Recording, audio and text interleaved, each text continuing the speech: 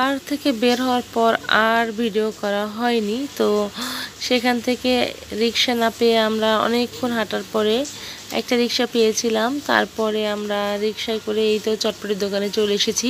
Hello everyone, আসসালামু আলাইকুম। Myself Sathi Sikdar and welcome to my another video. বিশ্বের যে প্রান্তে বসে আজকে আমার এই ভিডিওটা দেখছেন না কেন, সবাইকে জানাই আন্তরিক শুভেচ্ছা এবং অভিনন্দন। স্যার, সবাই কেমন আছেন? আশা করি সবাই ভালো আছেন। আল্লাহর রহমতে আমিও ভালো আছি। বরাবরের মতো নতুন আরও একটা ভিডিও নিয়ে আপনাদের সামনে হাজির হয়ে গিয়েছি। আশা করি আমার আজকের ভিডিওটা আপনাদের ভালো লাগবে।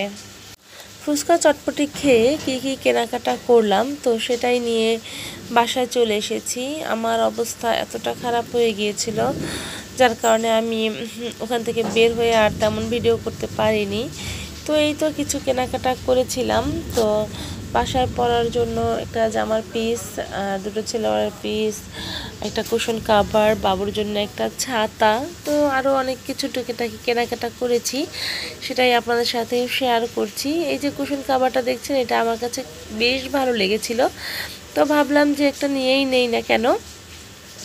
অনেক সময় আসলে মশারি রাখা যায় এই কুশন কাভারের ভেতরে, বা নূরের ছোটোখাটো কিছু কাঁথা, এটাও ভাঁজ করে রাখা যায়, এলোমেলো করে রাখার যে ভালো হয়।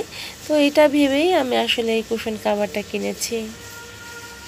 আর এই তো রিকশায় যখন আসছিলাম তখন জ্যামে পড়েছিলাম। তো জ্যামে থাকা অবস্থায় বাইরের দিকে তাকিয়ে নূর এই ছোট্ট ছাতাগুলো দেখতে পায়, আর সে বারবার বলছিল মাম্মি ছাতা ছাতা। তো ও তো এখন একটু টুকিটাকি কথা বলতে পারে, তো ওর মনের অনুভূতিগুলো ও এখন বোঝাতে পারে। তো যাই হোক, ও বলার পরে আমি ওকে এই ছাতাটা কিনে দিয়েছি।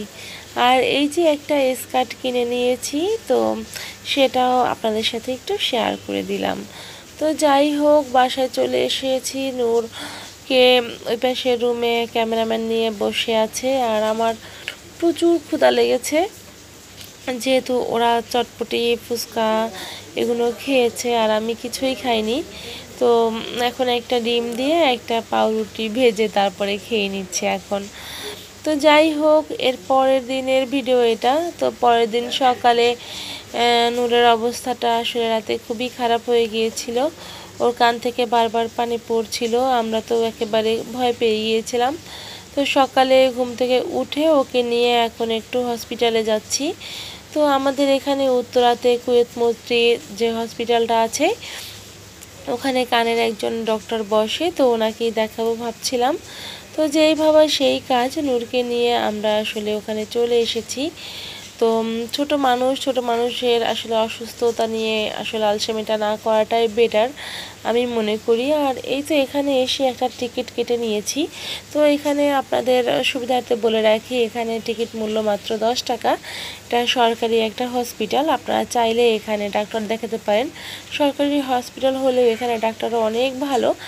আর নূরকে যে ডাক্তার দেখাই সে ডাক্তার আসলে এখানেও বসে, আর ওনার চেম্বার আমার বাসার কাছে, যেহেতু এটা একটু দূর হয়ে যায়, তাই আমি চেম্বারে নিয়ে ওকে ডাক্তার দেখাই। তো সব কিছু মিলিয়ে নূরকে নিয়ে বাসায় চলে এসেছি।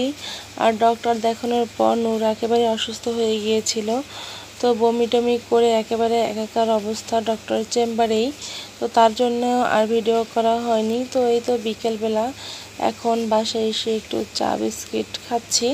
তো আজকের মতো এখানেই বিদায় নিচ্ছি। সবাই সুস্থ থাকবেন, ভালো থাকবেন। দেখা হয়ে যাবে নেক্সট কোনো ভিডিওতে, নেক্সট কোনো দিন। সেই পর্যন্ত সবাই ভালো থাকবেন, সুস্থ থাকবেন, আর আমার জন্য দোয়া করবেন, আমার ছোট্ট নূরের জন্য দোয়া করবেন, ও যেন তাড়াতাড়ি সুস্থ হয়ে যায়। তো আল্লাহ হাফিজ, আসসালামু আলাইকুম।